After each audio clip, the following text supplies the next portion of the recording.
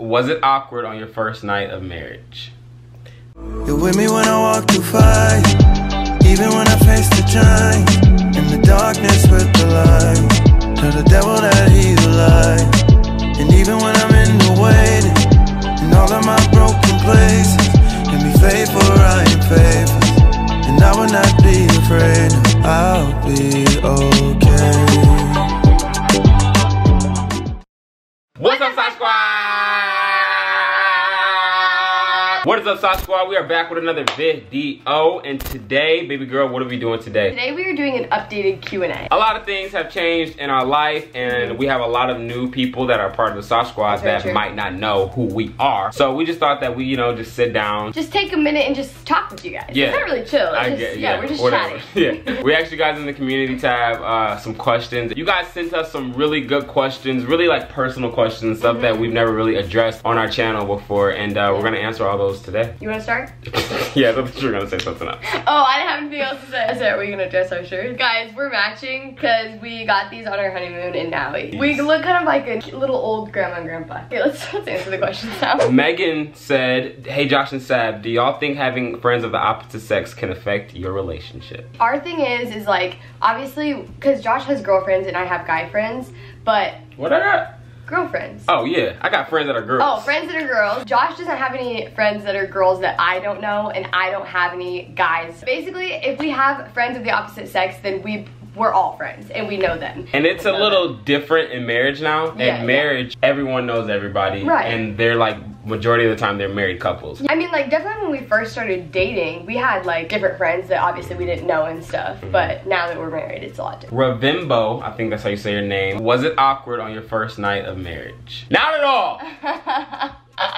It wasn't awkward. It was like the best day. And actually, people will be surprised about our first night of marriage. Yeah, what did we do for like 5 hours? Like we were up we just all night. Sat for so long and talked. I was still in my dress, wasn't I? Yeah, you were. And you were still in your outfit. Like I was still in like my button up. Yeah. We just couldn't get over just our day that we had and just how much. Because it was our first time being alone.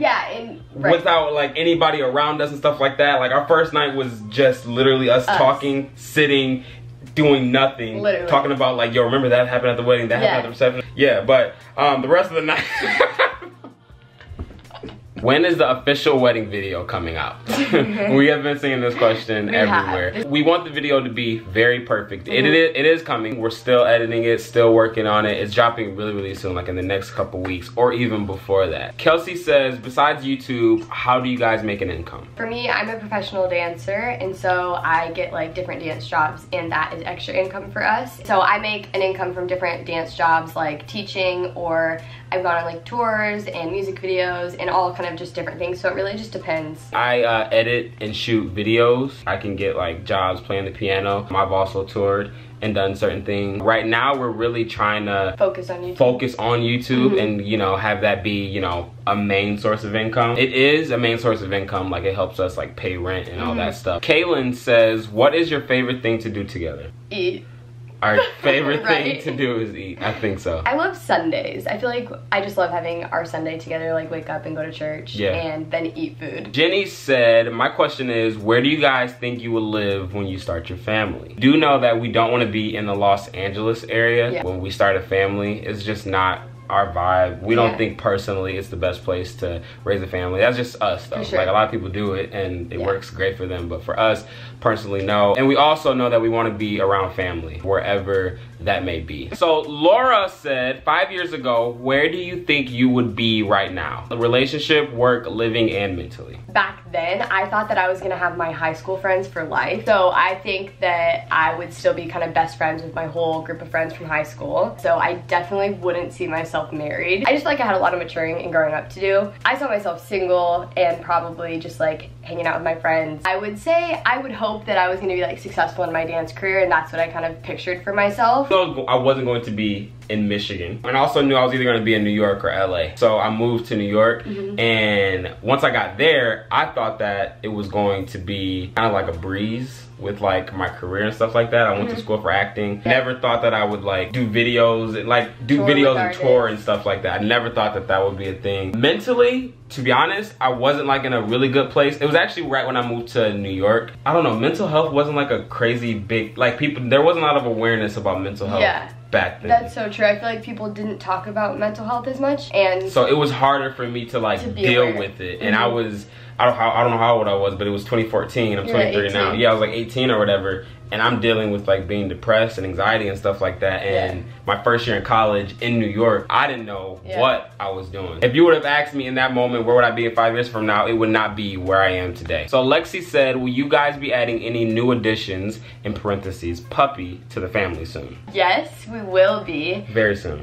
Josh, if it was up to him, guys, we would have a puppy right now. Right this second. But I think it's best for us, like financially, and also we're moving in January into our own place. And that's when I want us to get our puppy. So this question is for you, babe. Will Sav ever upload a makeup tutorial? Will you ever have your own YouTube channel? Everybody wants to know. You guys have been asking this for a while, and I'm ready for this answer myself. Okay, well, I think I would upload a makeup tutorial. I don't know the first thing, guys, about... This is news to me! Okay, I don't know the first thing about shooting one, but I know a lot of people want to know. Or maybe I could do like just my everyday routine on like my Instagram or something. There has been talk about me having my own channel one day, like in the future, but as of right now, I just don't think I want my own channel. I just think we're like building a brand and okay.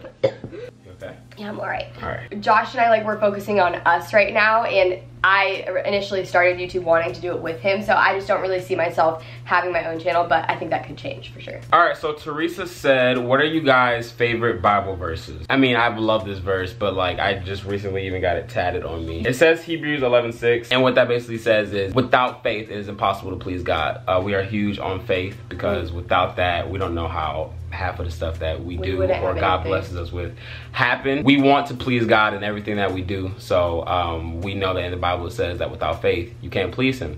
So that's why got it on you for life. That is right there. Okay, and my favorite right now is Philippians 2:3, which basically says just to value others before yourself. Don't be selfish. Don't try to impress others. Be humble, thinking of others as better than yourself. Hannah said, when do you guys think you'll start trying for a baby? Love you guys. We're leaving it in God's hands. Yes, that's so good. That's like the main answer.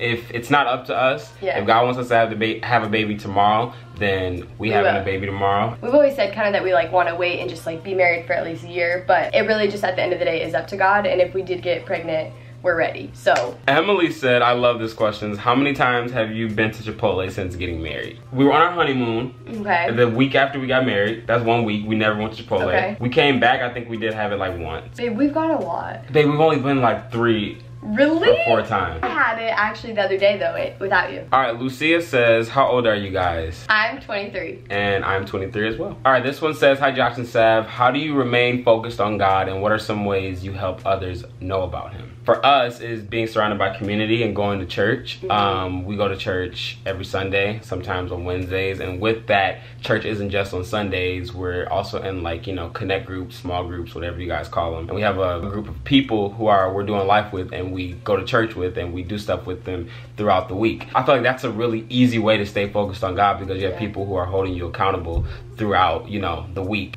It's stuff as simple as even just praying for your food, blessing your food. Like, you're giving glory to God, which you should be, even just through your food. Yeah. So it's stuff like that. I feel like for me, like, I love like waking up, and I know sometimes it's hard because I think I'm too busy, but trying to just like at least read my Bible, even if it can just be for like 15 minutes, or read a book and write in my journal. I feel like that really helps me, but sometimes, I'm gonna be honest, I don't do that every day. It doesn't have to be a full situation where you like sit down and you're like, okay, I'm gonna pray now. Like, I pray throughout the day. Like, literally I was in the tanning bed today and I was like, okay, I'm just gonna, you know, like, you can talk to God like whenever, and I feel like some people think that it has to be a big situation, but it's really just like whenever you want to talk to him, you can. What are some ways you help others know about him? The easiest way is to just live like him, and people will see that. Yeah, they'll see, you know, like, people. Yeah, they'll see that and be like, oh, that person's so happy, and that person's so loving and caring and giving, and then they're gonna ask, and you're just gonna be like, I just got the joy of the Lord in my heart, down in my heart. Good. Simple as that. You're trying to be more like God every single day. Tara says, do you guys have any tips on what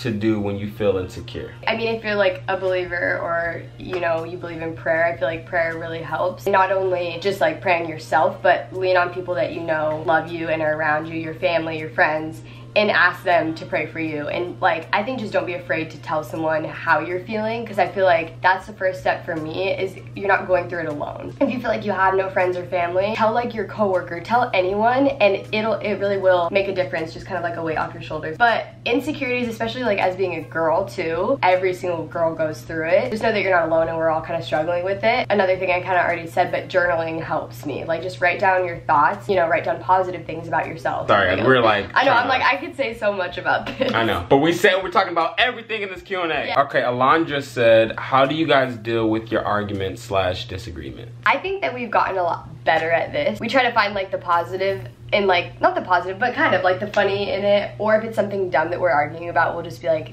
why are we even fighting about this? Right, like, it doesn't even matter. But then on a real note, like if we get into like a serious like disagreement or something, you know, that we just don't see eye to eye with, then we just like discuss it and figure out why I feel a certain way and why he feels a certain way, and how we can just kind of understand each other. Lovely Enid said, will you guys ever go to VidCon? I have been before. But not as a creator though. Yeah, it wasn't that cool. I just went there to dance. We would love to go. Yeah, no, definitely. We want to go soon. Yeah. We're not that big of a YouTube channel to just be there. Some of the Sav Squad, we know you guys will be out there representing and stuff like that.